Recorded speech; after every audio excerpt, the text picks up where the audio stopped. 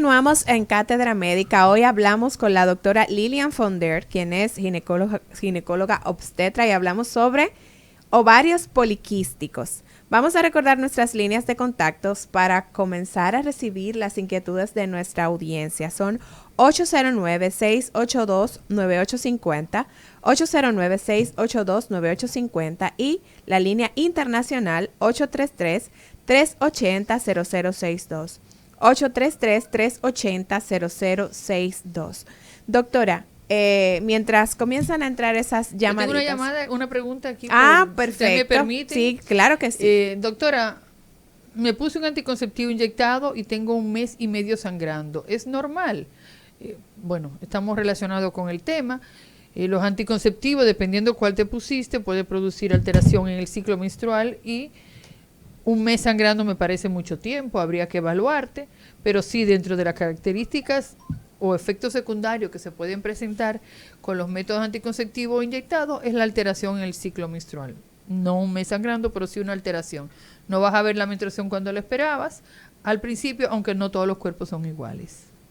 Doctora, ¿qué complicaciones pueden derivarse de este síndrome, tomando en cuenta que involucra tantos, todo el cuerpo, relativamente, de acuerdo a lo que hablamos anteriormente? ¿Cuáles otras complicaciones de salud pueden derivarse de este síndrome?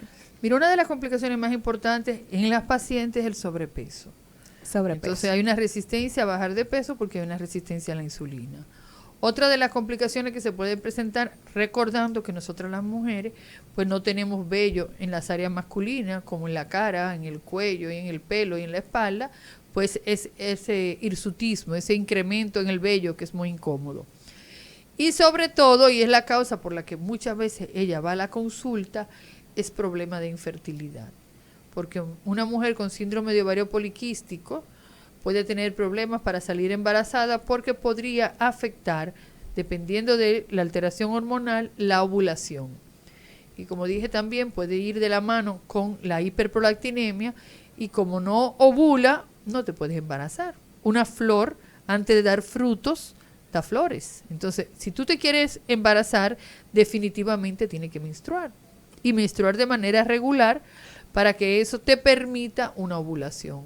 Yo diría que esa es la causa más frecuente de consulta por el síndrome de ovario poliquístico. Y otra causa es el andar buscando enfermedad y como vamos a una sonografía que en otros países el paciente o la paciente no tiene acceso a los estudios, sino es el especialista. Porque yo puedo ver el resultado y si tú no tienes ninguna sintomatología, eso pasa como un hallazgo casual. Es como un quiste folicular. Cuando me llega la paciente, doctora, yo tengo un quiste, me tengo que operar, porque ya llegan con el diagnóstico y con el tratamiento. Y tiene un quiste folicular, vamos a decir, de 4 o 5 centímetros. ¿Qué es un quiste folicular? Usted sabe. Es un proceso totalmente fisiológico. Usted se hace ese estudio postmenstrual y ese quiste ha desaparecido. Entonces, por eso lo ideal es que ustedes no abran los estudios, esperen que lo vea el especialista para que no se inventen cosas que no tienen. Entonces, te está preocupando sin necesidad.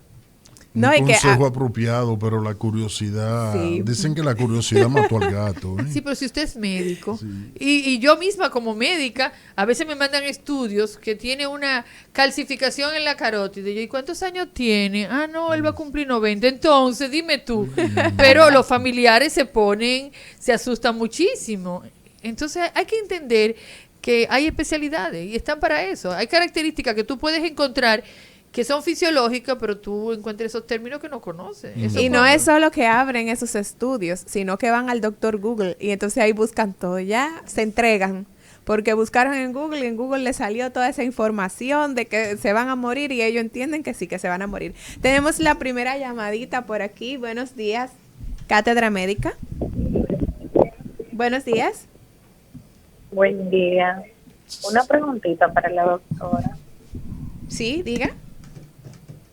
Que yo tengo ovario poliquístico, pero el periodo me llega, por ejemplo, durante 2 meses, 3 meses y así.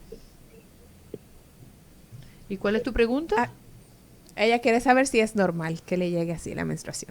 No, hay que dar tratamiento para regularizar el ciclo menstrual. Tú tienes una alteración en el ciclo menstrual propio del síndrome de ovario poliquístico.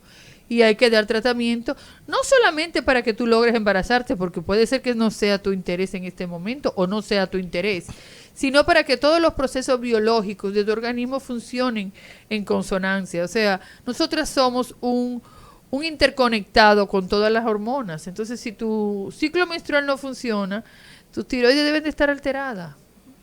Y otros sistemas también se alteran, sobre todo la tiroides y la insulina. O sea que bajo tratamiento, una mujer que tenga el ovario poliquístico, el síndrome de ovario poliquístico, puede menstruar regularmente. Claro que sí, es que debería, a eso que apostamos, a que ella rompa esa alteración en el ciclo menstrual y pueda menstruar regularmente. Es multifactorial, las hormonas son una parte, pero el estrés hay que atacarlo obligatoriamente. Y es así porque después que tienen hijos, después que tienen otras ocupaciones, pues increíblemente las preocupaciones por el cuerpo se olvidan y muchas veces desaparece espontáneamente sin medicación.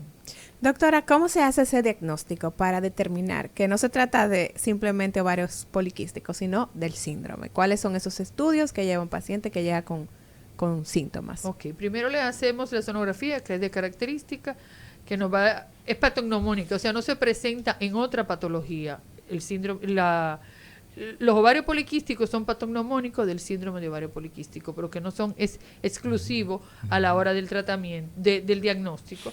La alteración hormonal que se hace en las primeras semanas del ciclo menstrual, entre el día 2 y el día 3 del ciclo menstrual, se hacen los estudios LH, FSH, inclusive también le podemos hacer la glicemia, también podemos hacerle también la hemoglobina glucosilada y algunos estudios característicos del hiperandrogenismo para descartar cualquier hiperandrogenismo, que es una de las características del síndrome de ovario poliquístico. Con eso y sobre todo con la clínica. ¿Por qué? Porque una cosa es lo que hay en los estudios y otra cosa es la sintomatología de la paciente. Si es una paciente que tiene su menstruación regular, si es una paciente que ovula normalmente y tú le haces la prueba de ovulación y está ovulando, pues no necesariamente llevará tratamiento si no tiene síntomas, porque tú das tratamiento a pacientes, no a resultados. Y quisiera como que eso quedara claro también, porque ellas se automedican, tú lo sabes, ¿verdad? Sí, yo sé que sí. Entonces, no, doctor, yo estoy tomando esto y aquello. Yo, bueno. Vamos a recibir esta llamadita. Buenos días, Cátedra Médica. Buenos días. Excelente programa, como siempre. Gracias. Pólipos en el endometrio, ¿qué lo produce? ¿Cómo se extirpan? Y también el virus de papiloma humano, son dos preguntas. ¿Afecta como cáncer en la garganta? ¿Da problemas de garganta cuando hay sexo oral? Escucho por radio. Yo creo que hay 2 programas o 3. En una sola pregunta. Sí, porque son 2 programas o 3. Sí, mire, el virus del papiloma humano de alto riesgo, 18, 20, 16, están relacionados con cáncer de laringe. Claro que sí, así que mucho cuidado donde ponen la boca. Es la principal causa, hoy más que los fumadores, de cáncer en laringe en los hombres. Más que el cigarrillo. Entonces, hay mucho que hablar de los virus del papiloma humano, porque son más de 140. Hasta ahora solo 4 son patognomónicos para predisponer a cáncer de cuello uterino. No es una sentencia de cáncer de cuello uterino, es una predisposición. Ahí tenemos mucho que hablar y sobre todo de las vacunas que se ofrecen a niñas entre 9 y 16 años, que deberían de ser gratuitas. No sé si ahora estamos trabajando solamente con la de 9 o hemos subido un poco la edad, pero sí sé que el Ministerio de Salud está ofreciéndola gratuita a niñas entre 9 y 10 años. Ojalá sea entre 9 y 16, sobre todo antes de iniciar la vida sexual. Pero el tema de la vacuna es otro tema amplio. Los virus del papiloma humano es un tema amplísimo. Y los pólipos endometriales no tienen una causa fidedigna, una causa que lo produzca. Ahora sí hay que extirparlos, hay que hacer una biopsia, porque normalmente no son oncogénicos, o sea, no producen cáncer, pero hay que extirparlos. Si se puede extirpar, normalmente se hace por una histeroscopía quirúrgica, Anteriormente se hacía con un legrado, pero ya hoy tenemos el sistema de histeroscopía quirúrgica. Doctora, usted sabe que me causó gracia que usted dijo, tú sabes que sí, que se medican. Y recordé que es muy común en nuestro país escuchar a la gente cuando se habla de que tengo quistes en los ovarios, tómate una botella. Y se preparan una botella con melaza, le echan vija y no sé cuántas cosas. Entonces, doctora, háblenos un poquito sobre eso. ¿Realmente es efectivo? ¿Eso causa bien? ¿Causa más daño? Cuéntenos. Mira, yo no sé lo que tienen esa botella. Ahora, yo sé que deben de, como tiene miel de abeja, según me dicen, pues debe de engordar. Y debe de ser, ¿cómo se llama esto? Una gran ingesta de calorías. Entonces, aquellas pacientes que están en sobrepeso, pues no se las recomiendo. Funciona muchísimo, muchísimo. Yo, a aquella mujer que cree en eso, se lo recomiendo. Porque es que ya tú tienes el factor confianza. O sea, si tú crees que algo te va a funcionar, ya tú tienes una parte. Yo no te digo que tenga toda, pero ya tú tienes una parte. Entonces, yo no he visto ninguna evidencia científica que lo demuestre, pero solo tú creer y tú confiar, y te lo dio tu mamá o te lo dio tu tía, una persona que tiene autoridad para ti. Trata de ver qué tiene, no vaya a ser que te haga daño, pero realmente no hay evidencia científica, pero muchas mujeres lo hacen y a ellas les funciona. Bueno, tenemos otra llamadita por aquí. Buenos días, Cátedra Médica. Buen día, doctora. Buen día, Lisania. Doctora Fonder, una pregunta, mire. Mi esposa, de acuerdo a lo que usted estaba describiendo, ella tuvo varios poliquísticos, más no tiene el síndrome porque no padece los demás síntomas. Nosotros tenemos una niña de 8 años, pero posteriormente ella ha logrado embarazarse 2 veces, el año pasado y que está en curso, y en ambas ocasiones perdió el embarazo más o menos a la misma edad gestacional y aparentemente de la misma forma, o sea, todo iba bien y entonces de repente no se escuchaban latidos cardíacos en el feto. ¿Eso podría tener algo que ver con las pérdidas que ella tiene y si hay alguna forma de tratarlo? Gracias. Okay. Muchísimas gracias por la pregunta, es muy ilustrativa. Tu esposa no tiene síndrome de ovario poliquístico, ni siquiera tiene secuela de síndrome de ovario poliquístico, porque tú bien describes que ya ve su menstruación todos los meses y se ha embarazado de manera espontánea. Ella sí lo que ha tenido son 2 pérdidas. Hay que ver cuántas semanas de embarazo tenía, porque no es lo mismo perder un embarazo con 8 semanas de embarazo que perderlo por encima de las 22 semanas. Podríamos hablar de una deficiencia de progesterona que no se relaciona con el síndrome de ovario poliquístico, o por una incontinencia del cuello del útero, que es incontinencia istmocervical, que es otro tema, y se tratan de manera diferente. Una se trata con estudios hormonales y la otra se trata con un cerclaje. Como ya ustedes tienen una hija, si mal no recuerdo, entonces hay una evidencia de que ambos son fértiles y que funcionan la unión de los óvulos y los espermatozoides de ustedes. Entonces yo me iría más por un estudio hormonal o por un estudio del cuello del útero para saber más o menos a qué edad perdió el embarazo, a qué edad gestacional y sobre todo cuál sería el tratamiento correcto, pero nada de síndrome de ovario poliquístico. Ya no tiene eso. ¿Se dieron cuenta que después que se embarazan ya no tienen? Que el factor estrés es muy importante. Así doctora, la cirugía, veo que hay bastantes alrededor mío, historia de mujeres que su obstetra, su cosa le dice, mira, tienes quiste en los ovarios, hay que operarte. Y lo operan y le sacan una cuña, le sacan una cosa. ¿Qué puede usted decir a ello? El tratamiento para el síndrome de ovario poliquístico, la cirugía no es la primera opción. No, eso fue los primeros tratamientos que se dieron, sí, que fue cauterizar los ovarios, o sea, los folículos, cauterizarlo para destruirlo. Se puede hacer por la laparoscopia hoy, pero es el último tratamiento. Tenemos tratamiento hormonal que funciona muy bien. Tenemos tratamiento para aquellas que no quieren salir embarazadas con anticonceptivo. Tenemos tratamiento con hipoglicemiantes, que hay un abanico diferente de hipoglicemiantes que se ha demostrado que funciona por la relación con la resistencia a la insulina. O sea, hay tratamientos médicos que funcionan. Si no funciona, habría que ir a la parte quirúrgica, pero la parte quirúrgica sería la menor, porque estamos hablando muchas veces de mujeres que no tienen su paridad satisfecha. por no decir que no tienen hijos. Entonces, una cirugía es incrementar las posibilidades de desarrollar una infertilidad. Entonces, lo mejor es en este grupo poblacional utilizar medicamentos orales y no irse directamente a la cirugía.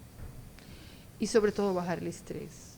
Cuando bajan el estrés, disminuye drásticamente el síndrome de ovario poliquístico y sobre todo las manifestaciones.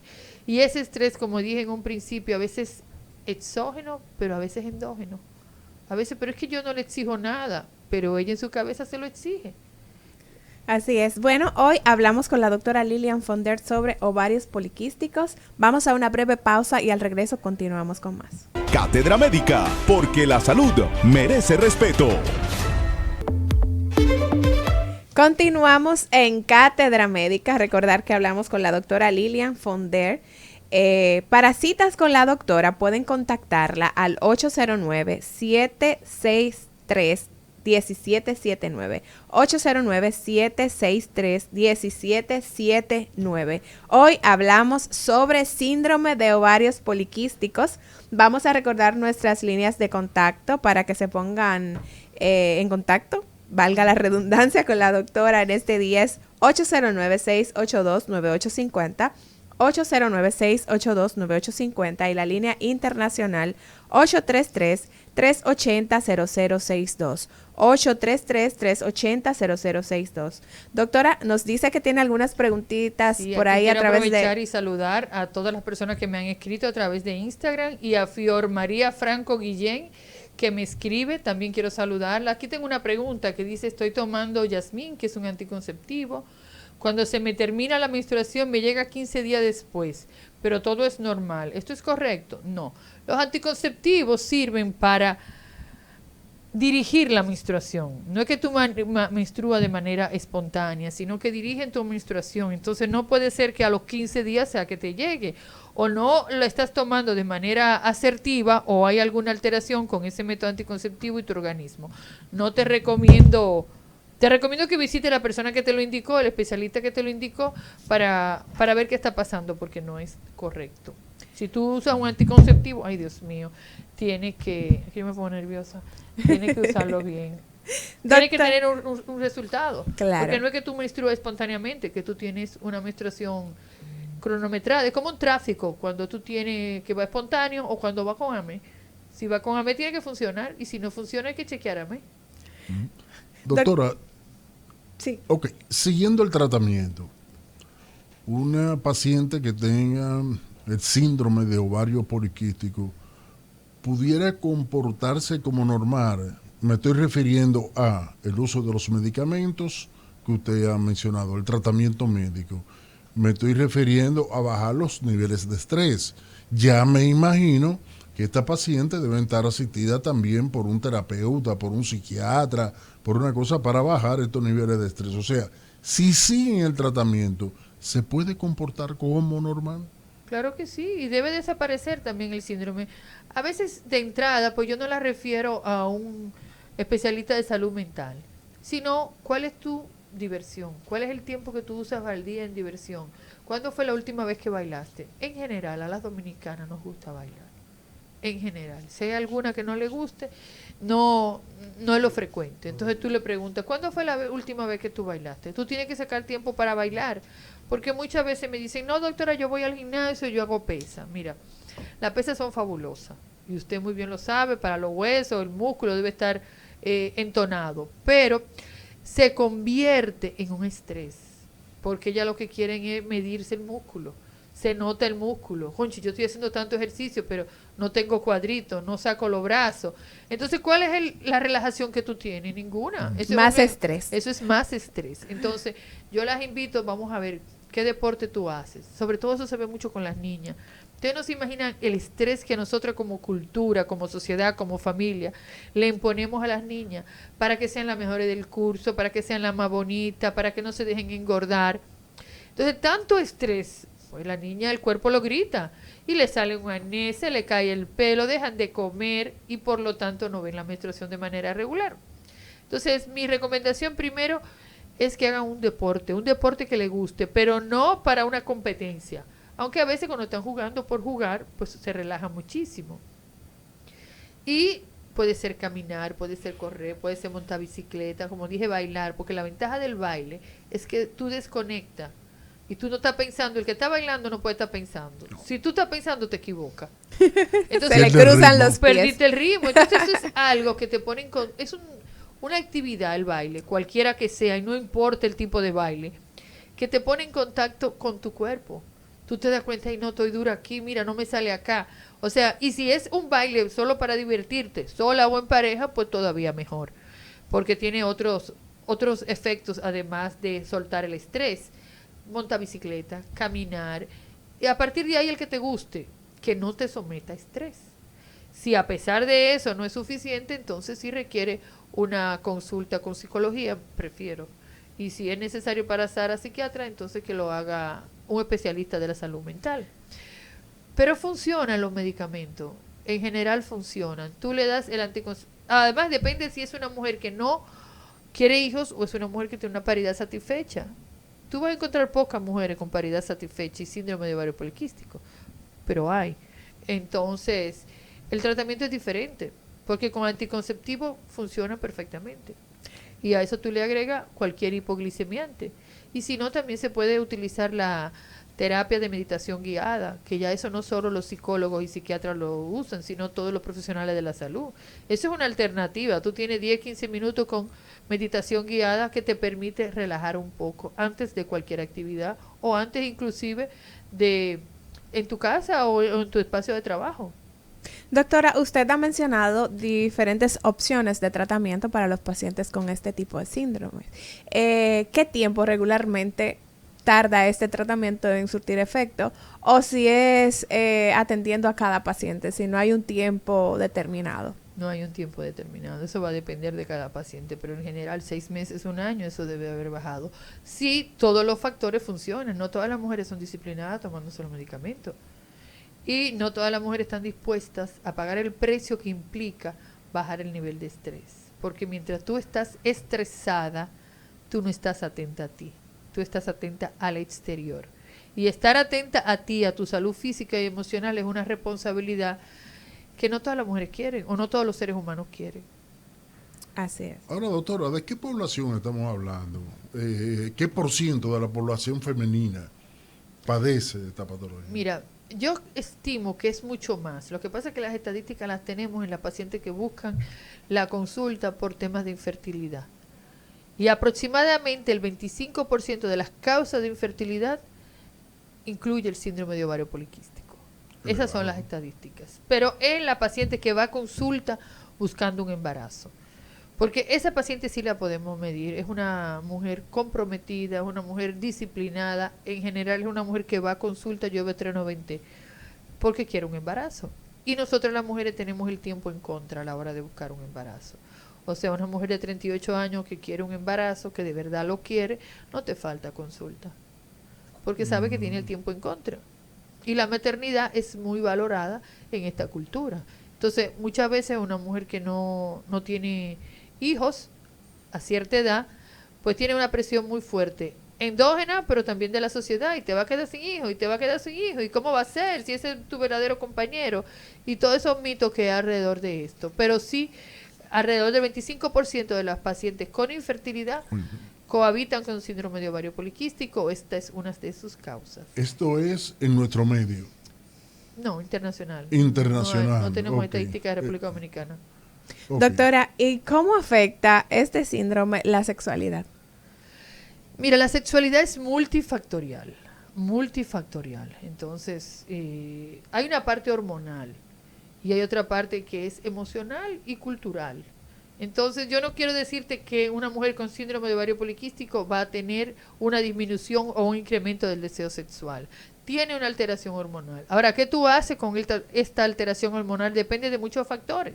Entonces, las hormonas son responsables de una parte de la sexualidad, pero no de todo. Yo tengo pacientes jóvenes de 20, 25 años que supuestamente ellas tienen bajo deseo sexual y que no lubrican lo suficiente. Y tengo pacientes de 70, 75 años que me dicen, no doctora, yo no necesito lubricante, yo lubrico muy bien. Entonces, las hormonas son un factor, pero la actitud, el deseo y cómo tú disfrutas la vida y la sexualidad dentro de la vida determina mucho. Entonces una paciente con síndrome de ovario poliquístico va a tener una alteración de su ciclo menstrual. Que llegue a la sexualidad, no necesariamente. Ahora, si tú no quieres tener vida sexual, tú encontraste un buen pretexto para no tenerlo. Ay, ay, ay. Mire, doctora, usted se refirió hace corto tiempo al tratamiento natural, pero yo le voy a mencionar dos, porque lo he visto en los libros, inclusive en el caso de la linaza. Creo que fue en Mayo Clinic que había un estudio con respecto a eso, que es la linaza, bueno, como se le acabo de mencionar, y una planta que se llama, pero yo creo que la anoté por aquí, mientras viva, o siempre viva. ¿Qué usted ha escuchado de esto? Ay, no tengo evidencia, pero qué bueno, pero me encanta. Se está documentando la doctora hoy aquí. Porque tú sabes que yo creo mucho en la medicina natural. A mí me criaron con medicina natural. A mí los catarros y la gripe, eso era con miel de abeja, limón y cebollín. Y funcionaba. Y me daban esa sábila y funcionaba. Entonces, yo sí creo que la medicina natural funciona. Lo que yo no puedo como médica decirlo porque no tengo la evidencia científica. Pero esas botellas, yo he tenido pacientes, señores, que yo no me atrevo ni a decirlo porque los colegas me van a matar. Porque no hay evidencia científica. No la hay. No la hay. Pero yo tengo pacientes que se han dedicado a tomar botellas para fibromas y muérete tú a ver. Se le han quitado. Yo no tengo ninguna evidencia científica, yo no lo puedo catalogar como que funciona. Ahora, yo he tenido casos que ellas lo han decidido. Y les ha funcionado, pero yo no puedo mandar a nadie a ponerse una botella pensando que eso se lo va a quitar, porque como médica no tengo ese aval. Pero hay médicos naturistas que le funcionan. Tenemos una llamadita por aquí. Buenos días, Cátedra Médica. Buen día, perdónenme, escúchenme de nuevo, está interesante el programa. Cuando una paciente de 45, 46 años se queja de dolor en el momento de la penetración, ¿qué tipo de lubricante se podría usar? ¿Qué se podría hacer para mejorar esa situación? ¿Tú ves cómo cambian los temas en la consulta? Así cambian en mi consulta, no se crea. Yo voy a tratar de hacerlo lo más adecuado, doctor, porque yo sé que es muy temprano, pero a mí me llama la atención como para hablar de temas de enfermedad, puede ser a cualquier hora, pero para hablar de temas de salud emocional, porque la sexualidad es parte de la salud emocional, eso es más tarde porque no se debe de hablar. Pero bueno, en esa cultura que estamos. Que yo la quiero mover. El tema es que el mejor lubricante es un lubricante a base de agua. ¿Por qué? Porque los lubricantes hidrosolubles te evitan la posibilidad de hacer una reacción, un proceso alérgico. Entonces son los mejores. Hay otras mejores que te lo da la naturaleza, pero con esa edad es probable que ella tenga una buena producción de estrógeno que quizá no dé para menstruar, pero sí para aumentar el deseo sexual. Me voy a tomar el tiempo y te voy a decir que el órgano sexual principal de la mujer es su cerebro. Trabaja con su cerebro antes de cualquier estímulo en el área del introito o el área de la vagina, porque ese es el principal órgano sexual de la mujer.